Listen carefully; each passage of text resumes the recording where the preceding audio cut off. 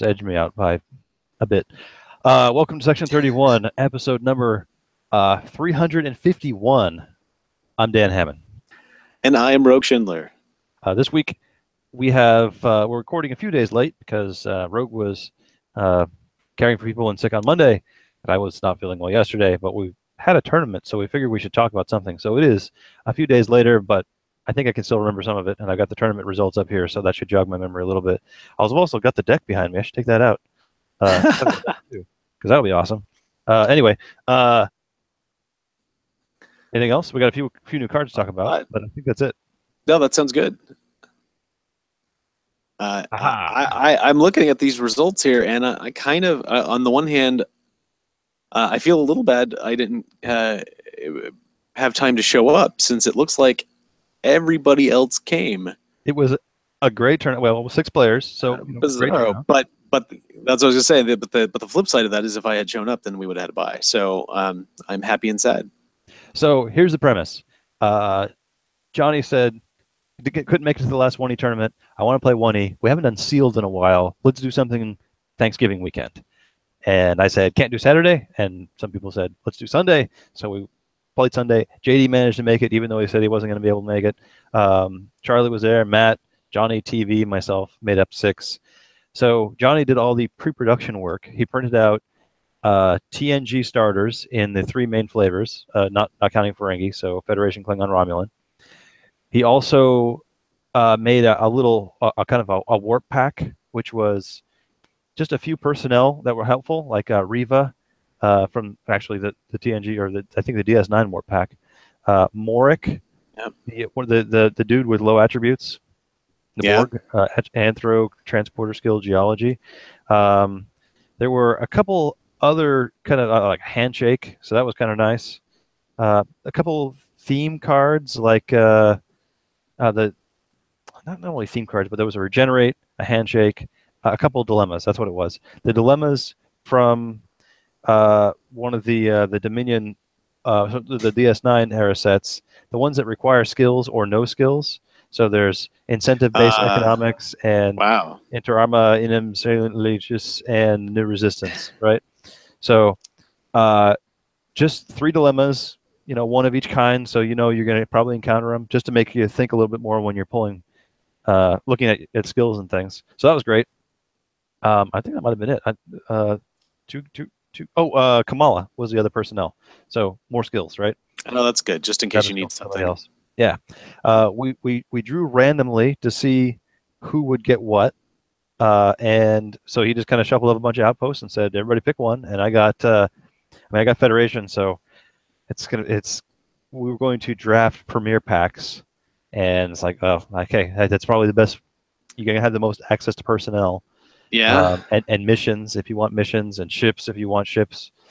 I figure. The other affiliations would probably be better served if there were 6 of us and you were all playing Premier packs. The other affiliation would probably be grabbing the dilemmas and things and leaving, all those 1 skill Federation youth personnel for it turns out me and Thomas TV to fight over. But so we got our starter decks. We kind of thumbed through it, trying to remember what missions were in there, what skills we had, and then we sat in a pod of 6 players, and each of us opened up 3 Premier packs and drafted a card and passed to the right. And man, I couldn't tell you what rares I got because they were all terrible. I think that might have been missions and just garbage. I mean, real terrible stuff. You knock the rare missions, but in sealed, those can be money. So I got 2 here that I think are rare. Cultural assessment. Yes, cultural observation and first contact. First contact is uncommon, I believe. All right. So those are 2 I picked. I ended up actually taking, because when I put up my missions the first time, I was like surprised. I didn't use any of these starter deck missions. I had 6 of my own, and they were all white border, so there was no duplication of the universe for missions, which was, when you're playing TNG starters, they're designed to have 1 universal mission, 1 40-point mission, and 1 overlapping mission, right? If you just take the base things. So there's going to be some skill. There's a mission stealing and stuff. Yeah. I changed up my 40-point mission because I didn't want it stolen. For this, actually, cultural observation, which is a 40-point mission, but anthro, leadership, and strength greater than 30, not too terribly difficult.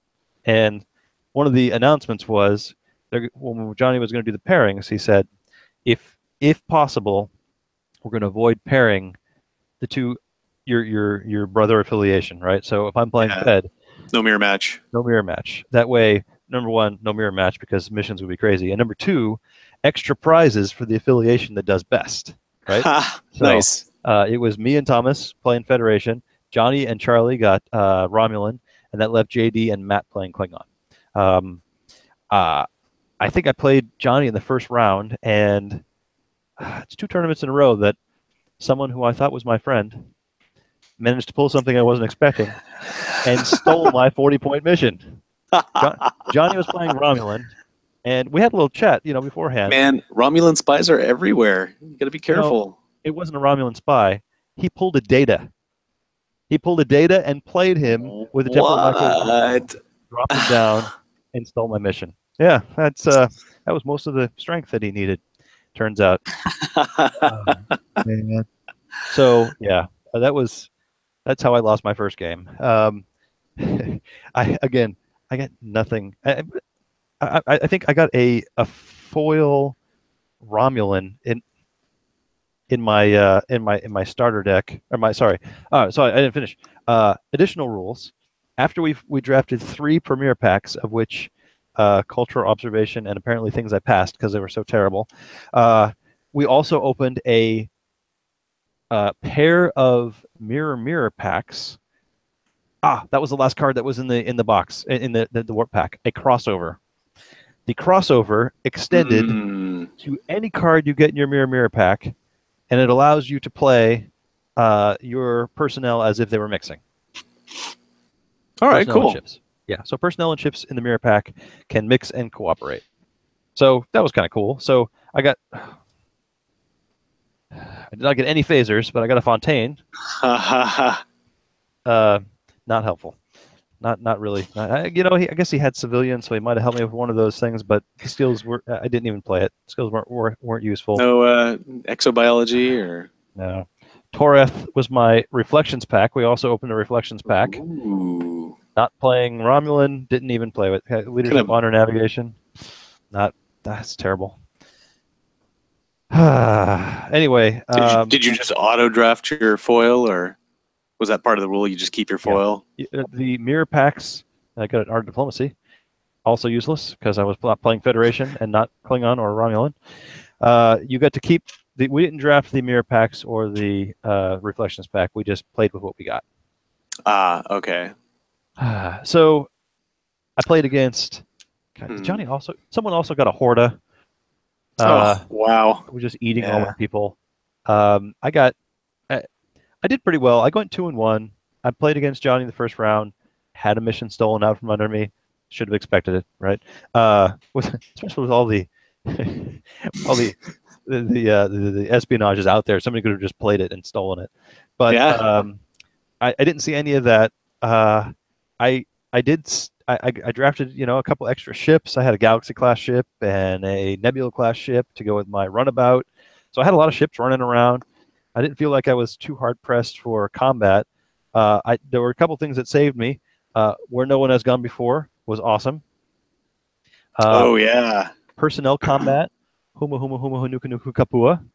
For opponents non-aligned personnel are strength -4 and my youth are strength +4. So that wow. I wasn't. There were twice that I played these. Once I played that card kind of preemptively, as a you don't want to come and fight me, because my terrible youth personnel. I was playing with so many mission specialist youth people. That's probably why I didn't do that well. They were all strength +4, and they would have wrecked the opponent. There were 2 other cards that I put in. Turns out I didn't really need one of them because I wasn't playing against Thomas. But I did put in the scanner interference because I saw a few return to your outpost incoming messages, but I'm sure Thomas drafted them all. I should look at his deck. No, he hasn't posted yet, and see how many he had. I was disappointed I haven't seen anybody's decks up there because this type of thing, I always feel like Federation really has a really distinct advantage. So I'd like to see, Yeah. Johnny's Romulan deck and see how he Uh, managed to pilot that to victory. I've still got this put together. There's one other card that was super helpful playing Federation, and that was Asteroid Sanctuary.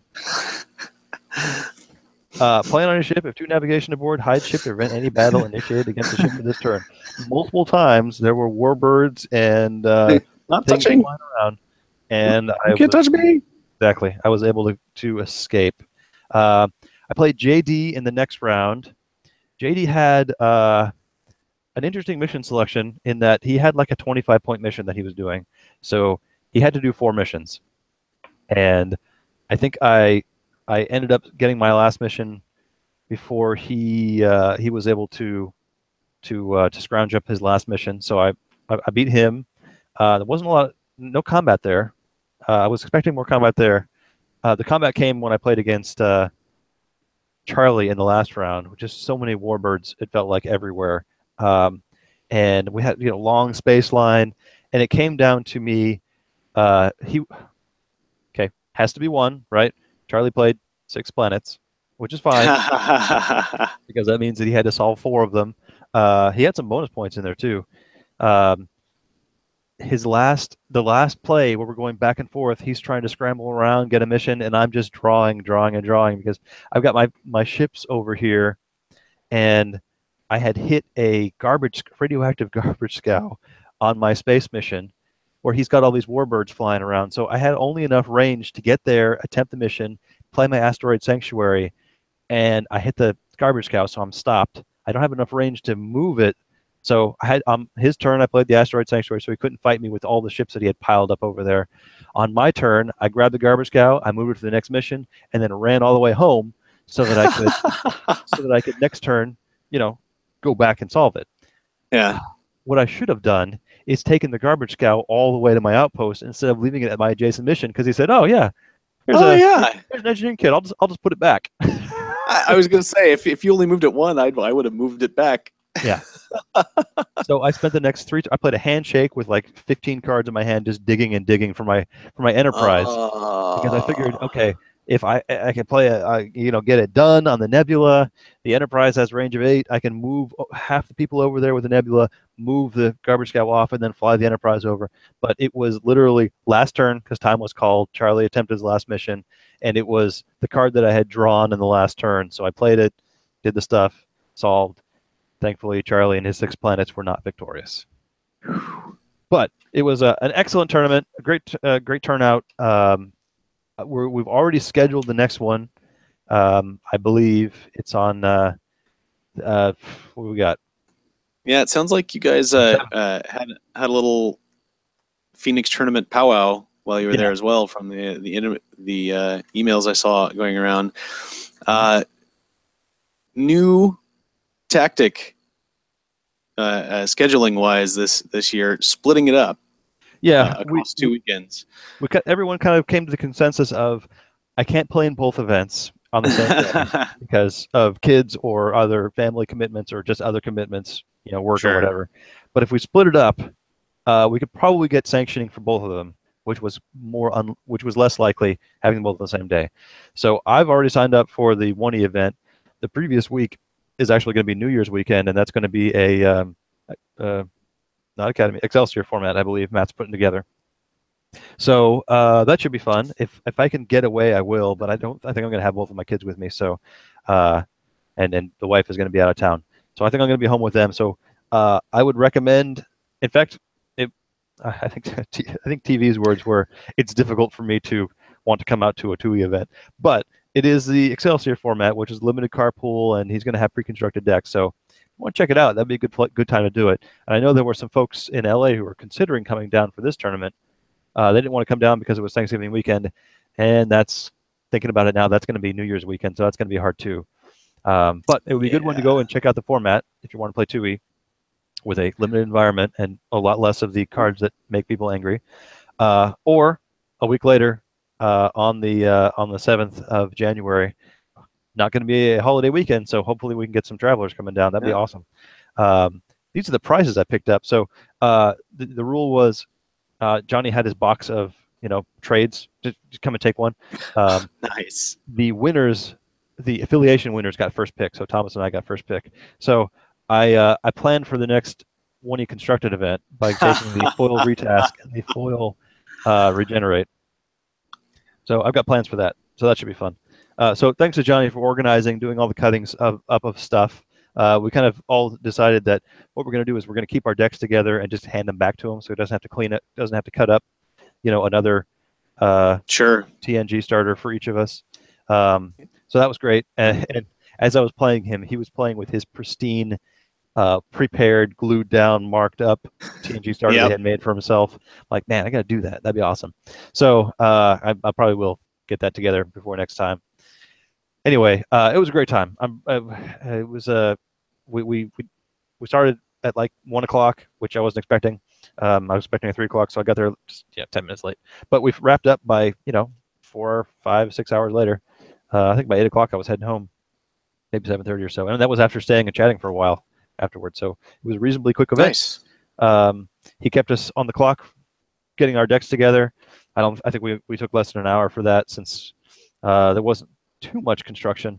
You can Yeah. tell I've got way too many cards in this deck. I just basically added Federation people and ships and dilemmas that I drafted instead of taking things out like I should have. But I had a good time. Had a great time. So looking forward to the next one. It sounds like you had a great time, and it looks like from the tournament description for the Phoenix Tournament Part 2 that it is the same format. He is planning to do the exact same thing. Exactly. For that. So we'll have that. Sounds like there will be, again, affiliation specific, play for your affiliation. And it looks like we already have 6 signed up. Yeah, everyone but Thomas, which is great. And there will be, as per Phoenix tournament tradition, a prize for the best overall score between the two tournaments. So if you have the time and are willing to make the commitment, you can come out and play in both and attempt to be the Phoenix King. That's right. Excellent. Yeah. So, yeah, fantastic, good time. I'm really glad I carved the time out, made it back in town in time after the holiday to go do that. That was great. Nice. Well, that sounds like fun. I'm excited, and that is just about right. We're coming off Thanksgiving weekend. Everybody's busy. We've got Geekmas in 2 weeks. Yeah. Other people have events, and then there's Christmas. So we're not going to have another tournament before then. So sounds like you guys just squeaked one in under the wire before we're waiting to that. So I'll have to look forward to joining you guys for that. I will say, and I'm sure I will see the light, probably already have, as soon as he posted that, it's like, man, so you guys just played Sealed Deck. I want to build a deck. I want to play, but I'm sure when it comes to that week, the week after Christmas, before New Year's, I'll be like, tell you, oh my God, I don't have time to build a deck. What am I going to make? There was a lot of relief in the day before. I was like, oh, there's a tournament. Oh, wait, a Sealed Deck. All I got to do is bring sleeves. I got to find sleeves. And that was it. That was my only concern, is finding sleeves and a couple of extra starter decks of backers. Backers to take with me. So, yeah, that was epic. Good day. Nice. Well, I'll look forward to joining you for that. It looks like, well, not for the draft tournament, but for our next constructed tournament, it looks like there are going to be new things to consider and little new bits of new content. Ooh, and looks like another one just popped up while we were talking. Yeah, random DQ support personnel with law, dip, and security. Law. Yeah. So interesting. 37s. Yeah. All right. There's some interesting things in this pack that have been revealed already. I like the Klingon let you go hunting. I like the executive orders and the president that lets you go fetch it. Another president that plays for free finally. Yeah, exactly. Hey, Broken Link, right? Second president. Yeah. It makes me excited that people are going to play Earth again so that I can come and assimilate it. Son of However, on the other hand, that other guy, Molak, he's going to be hunting for cubes, and that's when I'm going to be driving around. So yep. it's, one of these things are going to Yeah. be good, and one of these things are going to be bad. And look, I mean, it's 45 not points, I don't have to necessarily. attempt a mission. It's just floating in front of me. That's right. It's not. That's way better than 15 points from a dilemma. Yeah, I Yeah. suppose if you're geared up towards being able to attack those workship dilemmas, then you're going to be able to take on. It's not very far from being able to take on a full fledged tactical cube or the Queen's or Locutus's cube. Yeah, I mean, especially if you're doing like They Will Be Coming, where you can't. I mean, it's not too terribly difficult to get another cube in play, but that's going to be your one ship, and if something happens, you're in trouble. So, get some multiplexers or something out there to help fight the fight. But yeah, it looks like it says the set contains 7 cards. I don't quite believe that. Oh, 7 cards have been revealed. We'll see what the final count is, and it's released on 12/1, so Friday. I guess Thursday night. Tomorrow night we'll see the rest. I have to imagine it's probably 9 cards, right? It's Little war pack. 89 plus 9. Yeah, it looks about right. Yeah, sounds good. Yeah, I mean, unless there's just a whole extra page and they're going to drop a punch, but It's going to be a page of tactics.